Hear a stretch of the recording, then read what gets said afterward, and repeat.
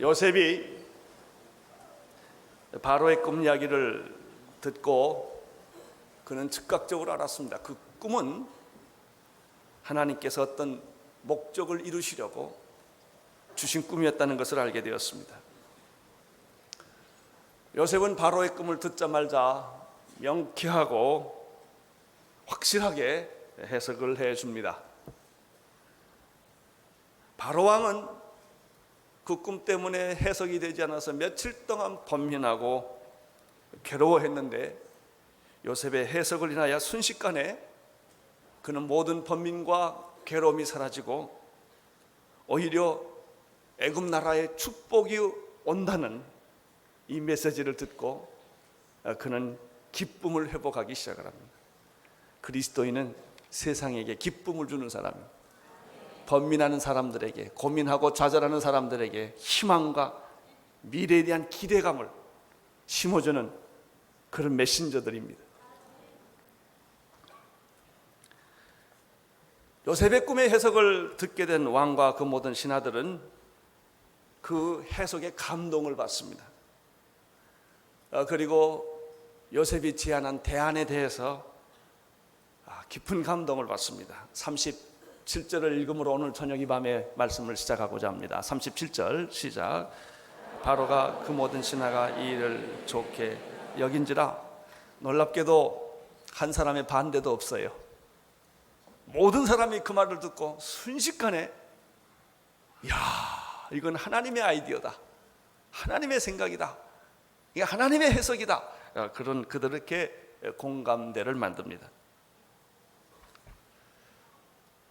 요셉이 제안한 대로 정말 명철하고 지혜로운 관리를 뽑아서 앞으로 일어나게 될 애굽에 있게 될 이 재앙, 이 흉년을 만약 대비할 수만 있다면 이것처럼 더 좋은 축복의 메시지는 없지 않느냐 하는 것입니다.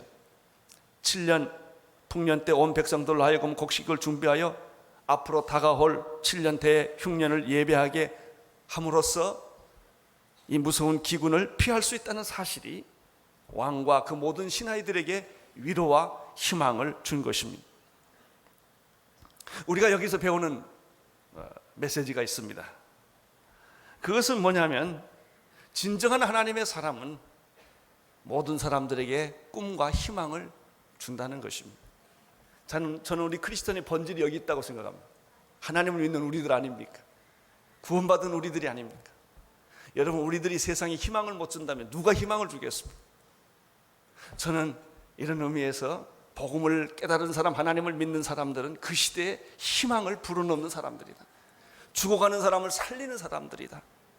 절망한 사람들에게 용기를 주는 사람들이 바로 우리들이라고 하는 사실을 저는 요셉을 통하여 배우게 되는 것입니다. 세 종류의 지도자가 있습니다. 어떤 지도자들은 무조건 비판하고 부정적이고 고발하고 절망적인 말만 하는 그런 사람들이 있습니다. 이 사람은 진정한 지도자가 아닙니다. 그 사람이 고발하고 또 그 사람들이 비판하는 얘기가 틀렸다는 것은 아닙니다. 다 맞는 얘기예요. 그러나 그것만을 얘기하는 사람은 진정한 지도자가 아닙니다. 나는 여러분들이 사람들의 잘못을 볼 때, 실수를 볼 때, 우리 민족의 어려운 일을 볼 때 그것만 말하는 사람이 되지 않게 되기를 바랍니다. 우리 땅에는 그것만 열심히 얘기하는 사람들이 너무나 많습니다. 그 사람 얘기 들으면 나라가 내일 다 망할 것 같아요.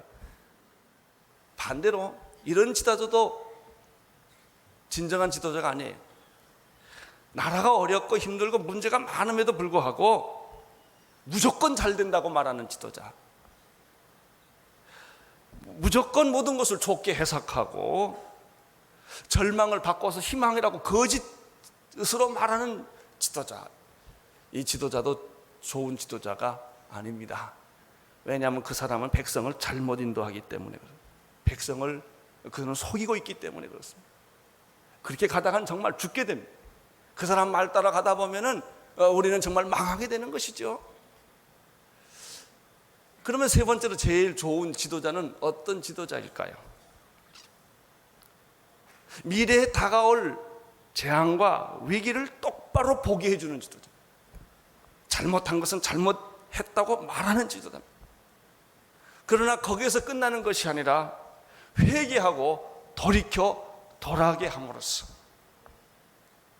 미래에 대한 희망과 용기를 확실하게 불어넣을 수 있는 지도자가 있다면 그는 진짜일 거예요. 고난을 두려워하지 않게 하고 위기를 축복으로 바꾸게 할 수 있는 이런 용기를 가지고 있는 지도자가 있다면 진짜일 거예요. 그 사람이 누구냐면은 바로 요셉입니다.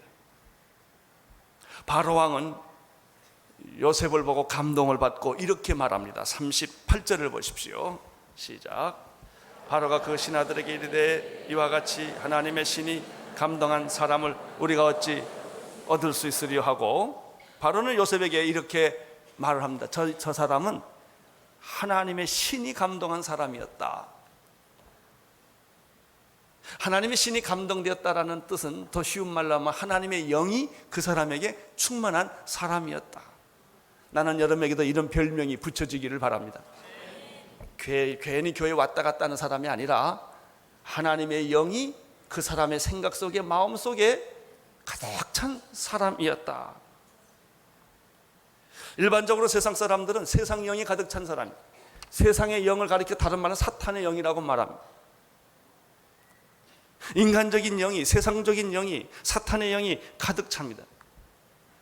그래서 로마서 8장 5절 6절에 이런 말씀이 있습니다. 육신을 쫓는 자는 육신의 일을, 영을 쫓는 자는 영의 일을 생각하나니 육신의 생각은 사망이요 영의 생각은 생명과 평안이니라. 여러분, 대부분의 많은 사람들은 말해보면 다 생각한 대로 말을 해요. 세상적인 생각이 가득 찼어요. 그 사람 똑똑해요, 유능해요, 유명해요.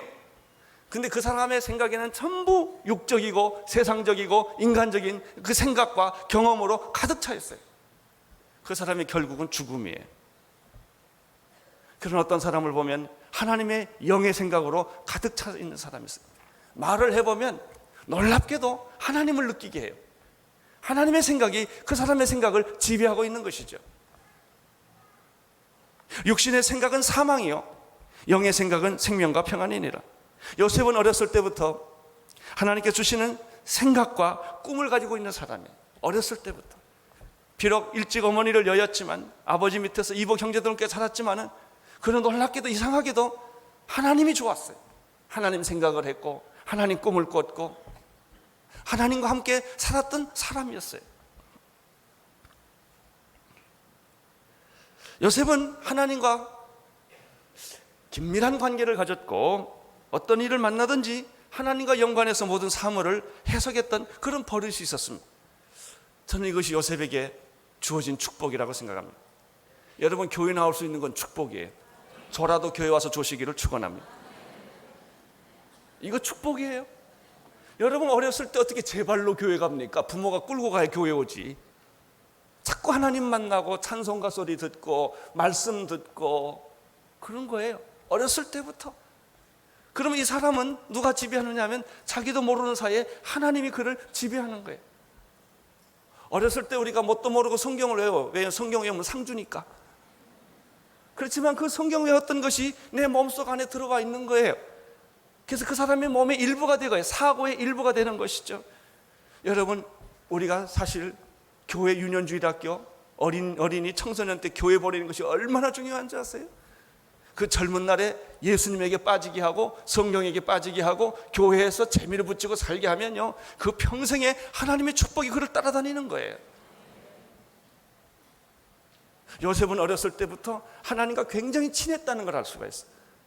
꿈을 꿔도 하나님의 꿈을 꾸고 하나님의 생각을 하고 어렸을 때 자랐음이 분명합니다. 그래서 17세 될 때, 사춘기 때 그 한참 반항기에 그는 온전히 그 정말 누가 봐도 이상할 만큼 정직하고 의롭고 순종적이고 이런 사람이 될 수 있었던 것은 그가 하나님의 생각을 어렸을 때부터 갖고 있었기 때문이요.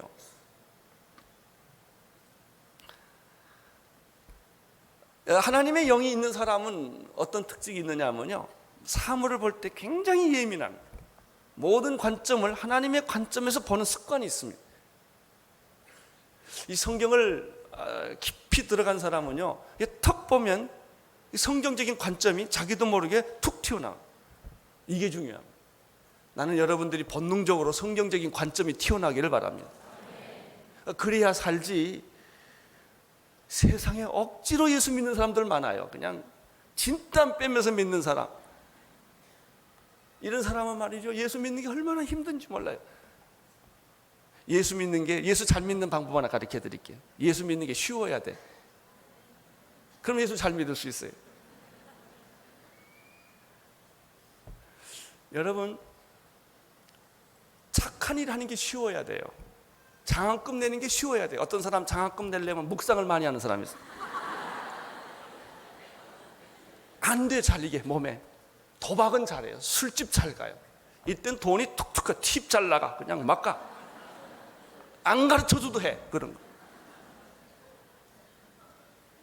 어떤 사람 착한 일을 한번 하라고 그러면 진땀을 빼는 사람이 있어요. 그리고 안 해. 몸속에 그게 없는 거예요. 몸속에. 하나님의 영이 있는 사람은 하나님의 일을 해요. 세상의 영이 있는, 사탄의 영이 있는 사람은 사탄이 좋아하는 것만 골라 하는 거예요.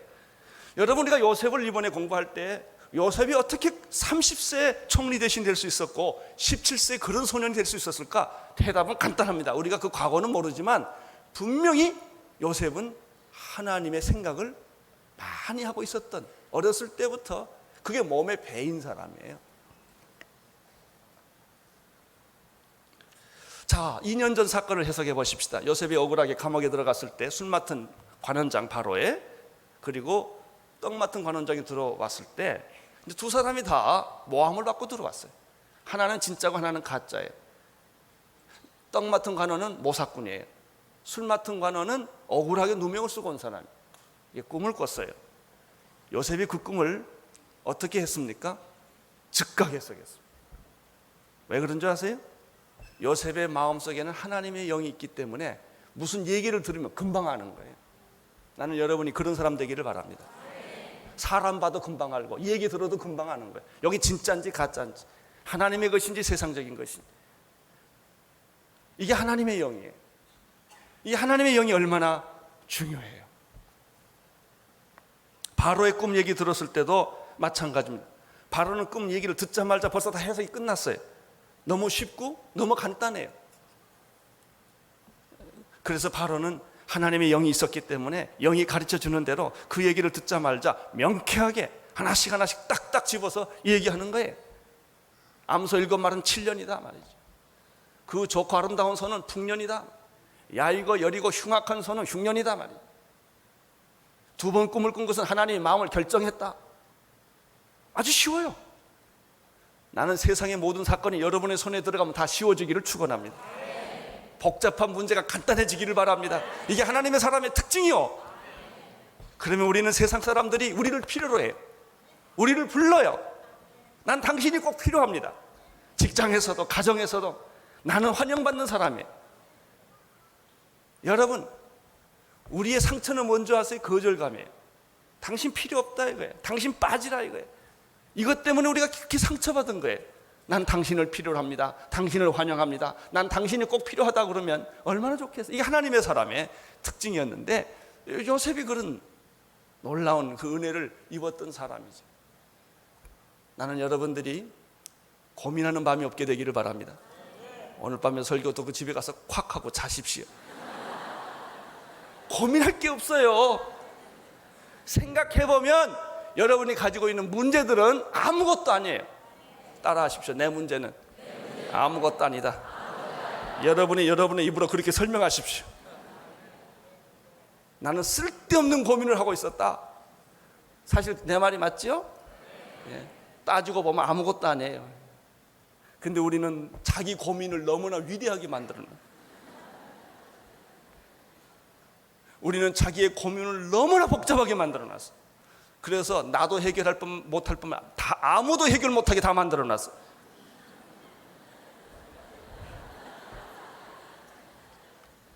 그렇지 않습니다. 여러분, 하나님 앞에서는 모든 문제가 단순하고 쉬운 거예요.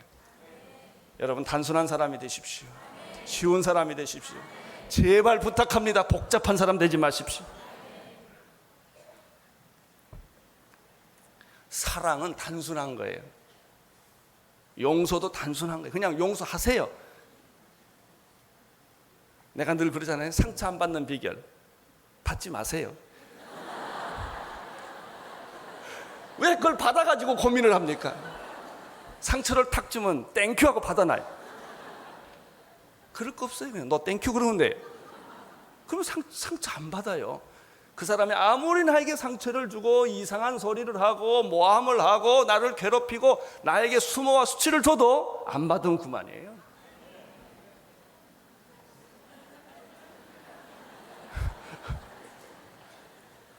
용서도 마찬가지고 사랑도 마찬가지고 예수 믿는 거 다 마찬가지예요. 여러분 이렇게 되면 어떻게 여러분의 영혼이 깨끗하고 순결해져요. 자, 하나님의 성령이 주시는 것은 명철함과 지혜예요. 예수님께서는 사랑하는 제자들에게 이 시대를 분별하는 지혜를 이야기를 합니다. 누가복음 12장 54절 56절을 보면 이런 말씀이 있어요. 그냥 들으십시오. 또 무리에게 이르시되 너희가 구름이 서에서 일어남을 보면 곧 말하기를 소나기가 오리라 하나니 과연 그러하고 남풍이 불금을 보면 말하기를 심히 더우리라 하나니 과연 그러하니라. 외식하는 자의 너희가 천지의 기상을 분별할 줄 알면서도 어찌 이 시대를 분별할지 못하느냐. 나는 여러분이 이 시대를 분별하는 능력 있게 되기를 바랍니다. 로마서 12장 2절에 사도 바울은 이렇게 말을 했습니다. 너희는 이 세대를 본받지 말고 오직 마음을 새롭게 함으로 변화를 받아 하나님의 선하시고 기뻐하시고 온전하신 뜻이 무엇인지 분별하도록 하라. 주여, 나에게 이 시대를 분별하는 통찰력을 주옵소서. 지혜를 주옵소서. 영을 주옵소서. 사람을 판단하는 영을 주옵소서. 마귀에게 속지 않는 영을 주시옵소서. 요셉에게는 그것이 있었던 것이죠. 우리가 이번에 꿈의 사람, 믿음의 사람 요셉을 공부하면서 여러분이 요셉을 깨트려 보는 그 눈이 뭐냐면 바로 요셉의 이 영적인 통찰력과 지혜였다고 하는 사실입니다.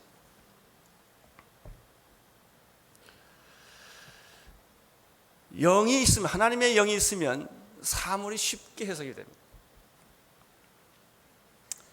39절 40절을 보십시오. 시작. 요셉에게 이르되 하나님이 이 모든 것을 내게 보이셨으니 너와 같이 명철하고 지혜 있는 자가 없도다. 너는 내 집을 치리하리라. 내 백성이 다 내 명을 복종하리니 나는 너보다 높음이 보좌뿐이니라. 바로가 이렇게 말합니다. 요셉에게 내가 나의 꿈을 이렇게 명쾌하게 해석해주고 앞으로 일어날 일에 대해서도 내가 대안을 나에게 제시해 준 것은, 그리고 온 우리 국민에게 희망을 준 것은 하나님이다. 그 얘기를 누가 하냐면 바로가 합니다.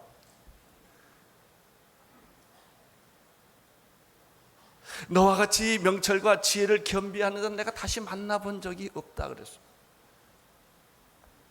나는 너를 애굽 땅을 치리하는 총리로 내가 너를 임명할 것이다. 이게 얼마나 말이 안 되는 말인 줄 아세요? 여러분, 애굽 왕이에요. 상대는 30대 청년이에요. 히브리 사람이에요. 감옥에 있던 애예요. 어저께만 해도. 이런 사람에게 애굽 왕이 이렇게 말한다는 것은 여러분, 이거 보통 얘기가 아닙니다. 우리의 상식과 경험으로는 이해할 수 없는 엄청난 일이 지금 오늘 성경에서 벌어지고 있는 거예요. 하나님에게는 가끔 이런 일들이 벌어져요. 신앙 안에는 이런 세계가 벌어져요. 모세가 지팡이를 든 순간에 홍해가 갈라져요. 여호수아가 백성들과 함께 소리를 지르는 순간에 여리고성은 무너졌어요. 어린 소년 다윗이 여호와의 이름으로 돌 8매를 가지고 나갔을 때 거인 골리앗은 무너졌어요. 한 예언자가 무릎을 꿇고 기도했을 때 3년 반 동안 비가 안 오던 일들이 오게 되었습니다. 여러분, 이런 일들은 우리의 지성과 인격과 상식과 합리성으로 이해되는 말입니까? 아니에요. 성경에는 우리가 이해되지 않는 일들이 얼마나 많은지 몰라. 그러나 그것이 다 거짓말입니까? 공상소설입니까? 아니에요. 역사적인 사실이에요. 그런 일은 지금도 일어나고 있는 줄로 믿습니다. 여러분, 천지가 하나님의 말씀으로 창조됐다는 말을 어떻게 믿을 수가 있어요? 얼마나 황당무계한 얘기예요. 처녀가 잉태했다는 말이, 아기 임신했다는 말이 얼마나 황당한 얘기예요. 어디 가서 딴 남자를 봤겠지. 그것이 우리의 경험이에요. 경험의 세계, 상식의 세계. 어떻게 사람이 바다 위를 걸어다닙니까? 어떻게 물고기 2마리와 보리떡 5개로 5,000명을 먹이고도 12광주리가 남습니까? 다 말도 안 되는 얘기죠. 어떻게 문둥병이 낫고 안진병이가 일어나고 귀신이 떠나가고, 이것은 이해되지 않는 실체예요. 어떻게 죽은 자가 다시 살아나요? 여러분, 이것은 우리의 순수한 인간의 경험, 지성, 우리의 이성, 우리의 합리성, 이런 도구로는 이 얘기가 하나도 받아들일 수가 없는 거예요. 그러면 성경에 나오는 이 모든 얘기는 공상소설이에요? 지어낸 얘기예요? 미친 사람의 독백입니까? 아니에요. 사실이에요.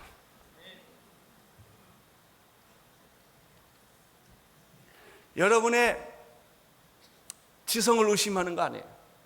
여러분은 지성을 뛰어넘어서 믿음의 세계로 들어가야 돼요. 인간의 경험의 세계를 뛰어넘어서 하나님의 초자연적인 역사 안에 들어가셔야 돼요.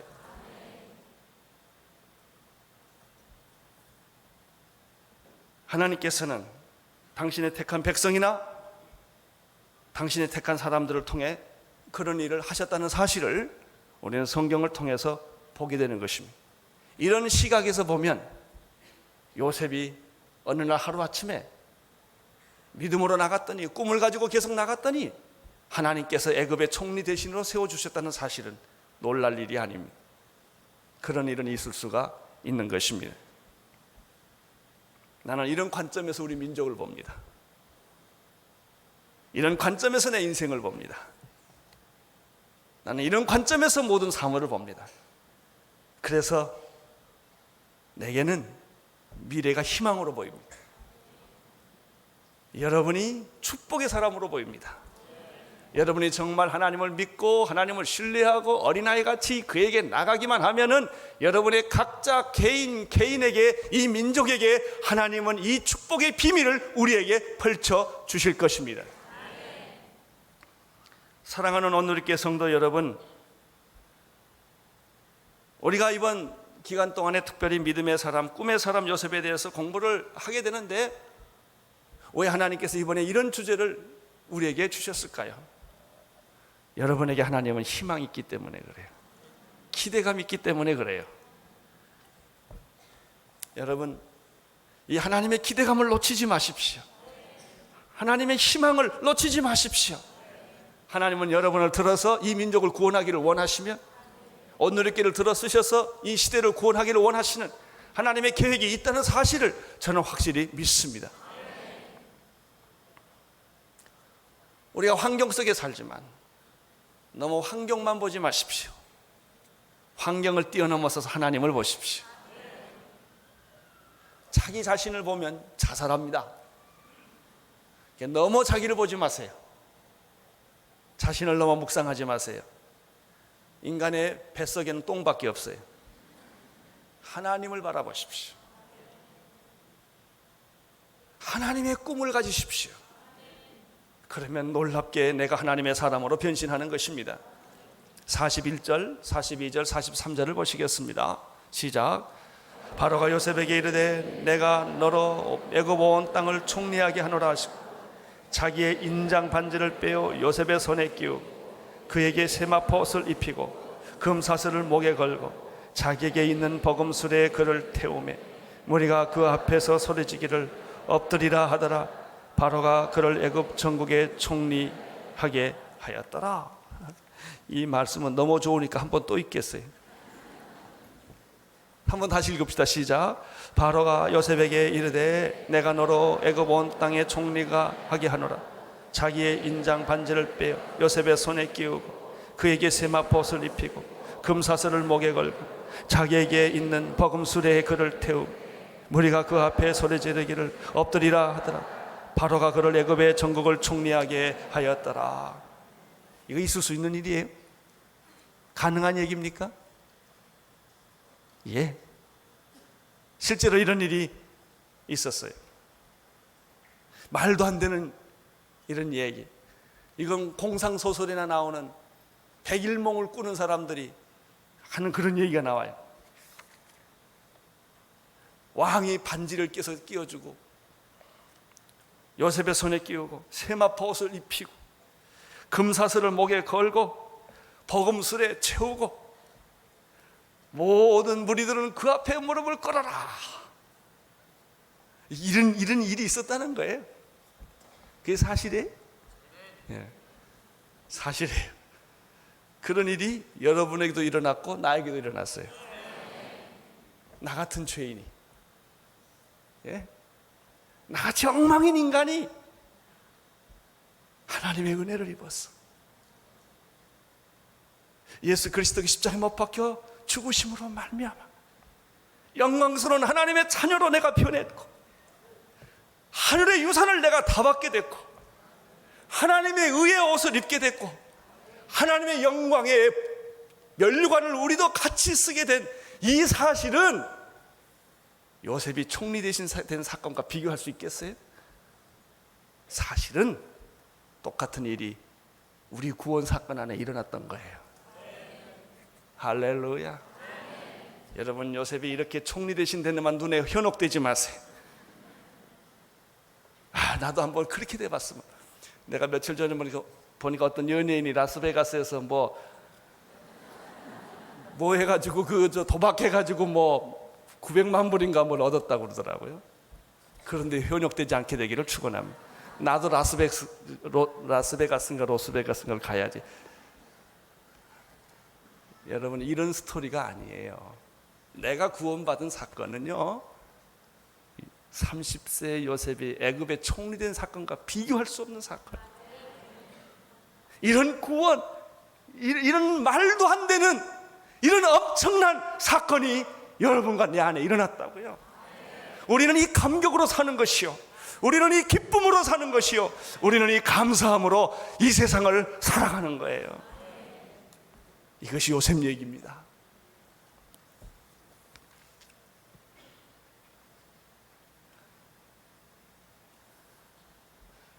신약 성경에 나오는 사람 기억합니까?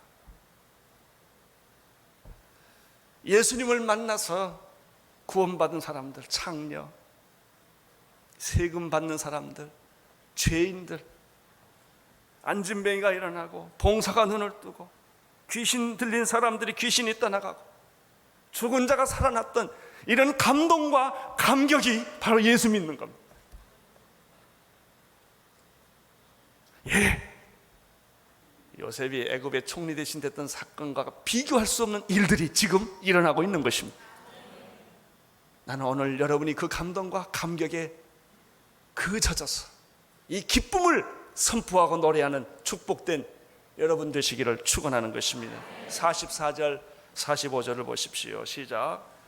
바로가 요셉에게 이르되 나는 바로라 애굽 온 땅에서 내 허락 없이는 수족을 놀릴 자가 없으리라 하고, 그가 요셉의 이름을 사브납하네라 하고 또 온 제사장 보디베라의 딸 아스낫을 그에게 주어 아내를 삼게 하니라. 요셉이 나가 애굽 땅을 순찰하니라. 요셉은 권력도 얻었고 축복된 하나님의 가정도 얻게 되었습니다. 그러나 요셉의 위대성은 여기서부터 출발합니다. 하나님이 이런 축복을 다 주셨을 때 요셉이 교만하지 않았다는 것입니다. 성실성을 잃어버리지 않았다는 것이죠. 이것이 요셉 스토리에 있어서 우리에게 감동 주는 거예요. 대본에 많은 사람 축복받고 건강해지고 모든 게 잘 되면 인간이 변합니다. 돈만 조금 생겨도 변해요. 과장해서 조금만 진급해도 목소리가 달라지잖아요. 그게 인간이에요, 인간. 그리고 인간은 말이지 높은 데 있다가 한 등급만 떨어져도 코가 석자나 빠지고 말이죠. 인생이 다 망한 것처럼 그러고 살잖아요. 그게 인간이에요. 요셉 보세요. 흔들리지 않아요. 그가 애굽의 총리 대신 되고 가정을 가지고 다 이런 축복을 받을 때도 그의 성실함, 그의 신실함, 하나님에 대한 그의 태도 하나도 변하지 않았다는 것입니다. 46절에서 49절까지 계속 읽겠습니다. 시작. 요셉이 애굽 왕 바로 앞에 설 때 30이 그가 바로 앞을 떠나 애굽 온 땅을 순찰하니 7배 평년 토지 소출이 많은지라 요셉이 애굽 땅에 있는 그 7년 곡물을 거두어 각 성에 저축하되 각 성 지위의 밭의 곡물을 그 성 중에 저장하며 저장한 곡식이 바다 모래같이 심이 많아 세기를 그쳤으니 그 수가 한이 없으나 약속대로 요셉이 꿈을 해석한 대로 풍년이 왔을 때 7년 대풍년이 왔어요. 요셉은 성실하게 곡간을 짓고 곡식을 모아들이기 시작을 했어요. 국민에게 세금 20%를 거두어들였어요. 곡식이 얼마나 많든지 바다 모래알처럼 많게 했다고 그랬습니다. 이 사람이 요셉입니다. 성실한 사람, 흔들리지 않는 사람, 권력을 남용하지 않는 사람, 자기에게 주어진 일들을 끝까지 충실하게 신실하게 준비했던 사람. 여러분, 위기라고 하는 것은 준비할 때 준비하지 않았기 때문에 오는 거예요. 재앙과 저주는 다 그런 것입니다.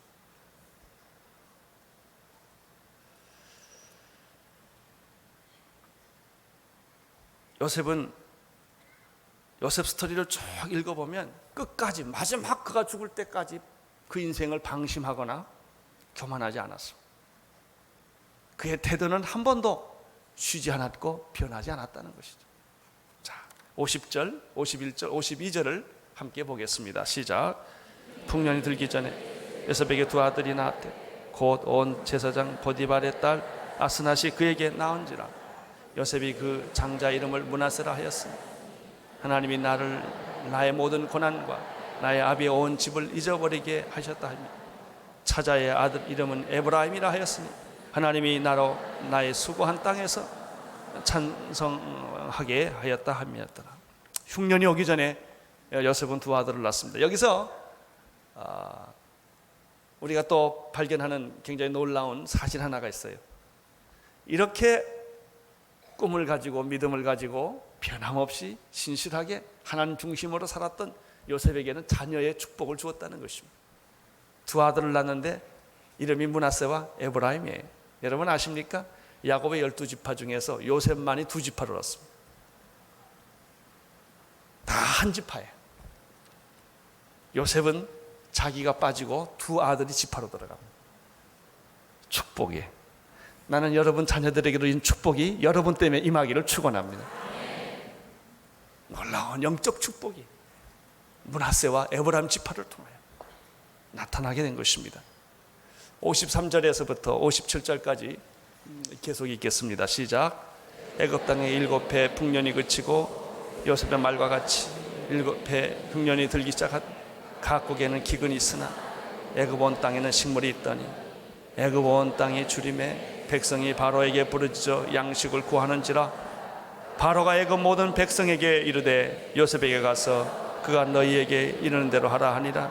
온 지면에 기근이 있음에 요셉이 모든 창고를 얻고 애굽 백성에게 갈새 애굽 땅에 기근이 심하여 각국 백성은 그 양식을 사려고 애굽으로 들어와 요셉에게 이르렀으니 기근이 온 세상에 심하였다.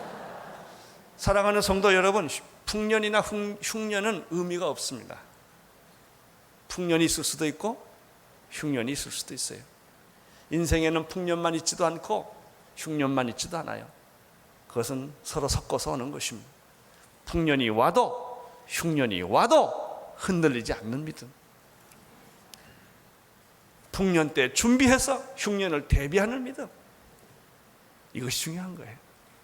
살아도 죽어도 주를 위하여, 가난해도 부요해도 주를 위하여, 건강해도 병들어도 주를 위하여. 그런 현상에 내 인생이 놀아나는 게 아니에요. 일찍 죽거나 오래 살거나 이런 것도 중요하지 않아요. 큰 집에 살거나 작은 집에 살거나 이런 것도 중요하지 않아요. 성공이나 실패가 내게 의미가 있는 게 아니에요. 내게 의미가 있는 것은 하나님 한 분이세요. 하나님. 그분을 위해서 내가 일찍 죽을 수도 있는 것이고, 그분을 위해서 오래 살 수도 있는 거고요, 그분을 위해서 건강할 수도 있는 거고, 그분을 위해서 내가 병들 수도 있는 것이죠. 그렇습니다. 저는 요셉을 보면서 약관 30대 이렇게 성숙한 인간이 된 요셉, 그 이유는 딱 하나예요. 하나님이에요. 하나님. 어렸을 때부터 그가 하나님과 함께 살았고 하나님의 꿈을 가졌고 하나님에 대한 믿음을 가졌기 때문에 이런 아름답고 복된 인생을 살 수 있었다고 한다면, 주여 우리 민족에게도 그런 꿈을 주시고 그런 믿음을 주시고 내 자녀들에게 그런 꿈을 주시고 그런 믿음을 주옵소서. 주님, 내가 어떤 환경에서도 절망하지 않게 되기를 원합니다. 어떤 수모를 받고 어떤 수치를 당하고 어떤 오해를 받아도 흔들리지 않게 되기를 원합니다. 일어나게 하여 주옵소서. 회복하게 하여 주옵소서. 다시 비상하게 하여 주옵소서. 할렐루야. 여러분, 저는 며칠 전에 그런 설교를 했어요. 나 때문에 모든 사람이 복받기를 원한다고 그랬어요. 나 만난 사람은 다 복받아라. 옷 누리게 온 사람은 다 복받아라. 저는 그렇게 믿습니다. 예, 하나님은 여러분의 하나님이십니다. 여러분의 기도를 들어주시고 여러분에게 꿈을 주시고 여러분을 가장 아름다운 사람, 축복된 사람 하나님이 만들어 주실 줄로 믿습니다. 여러분 그렇게 믿으십시오. 우리 민족이 나 때문에 복받는다 이렇게 믿으십시오. 얼마나 아름다운 이상입니까? 내가 그렇게 할 수 있는 사람이 될 수만 있다면 얼마나 이게 복된 사건입니다. 요셉이 그랬습니다. 요셉 때문에 애굽은 구원을 받았습니다. 여러분 때문에 여러분의 가정이 구원받게 되기를 바라고, 여러분의 자녀들이 복받게 되기를 바라고, 이 민족이 구원받는 그런 영적인 자부심과 축복이 여러분들에게 흘러넘치기를 축원합니다.